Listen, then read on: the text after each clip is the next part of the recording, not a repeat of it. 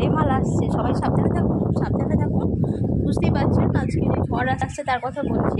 আজকে আসছে প্রচণ্ড ঝড়, যার নাম হচ্ছে রেমাল, তাই তো। তো রেমাল অলরেডি চলেই এসছে, কলকাতার কাছাকাছি দেখতেই পাচ্ছেন। আমি এখানে আছি, আমি থাকি দমদমে। তো এখানে এত হাওয়া দিচ্ছে, ফ্যান দেখুন বন্ধ করা আছে। রান্নাঘরে তেলের বোতল আছে, তেলের বোতলটা রেখেছি, তেলের বোতল দেখছি নিচে এরকম উঠছে, পড়েই গেল, 1 লিটার তেল ছিল।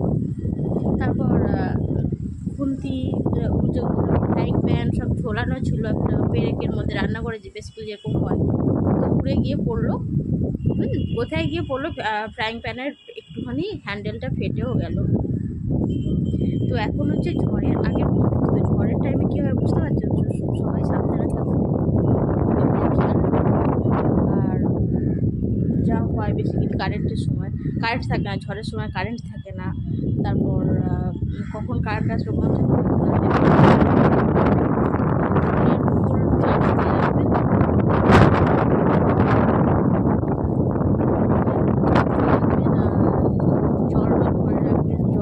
জলও পর্যাপ্ত পরিমাণে রেখে দেবেন বাড়ির মধ্যে।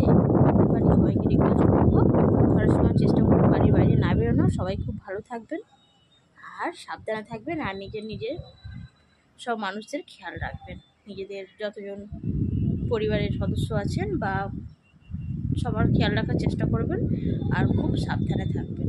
ঝড়টা চলে যাক, তারপরে আপনারা যত খুশি বেরোন বাইরে, বাট নিজেদের যত্ন রাখুন।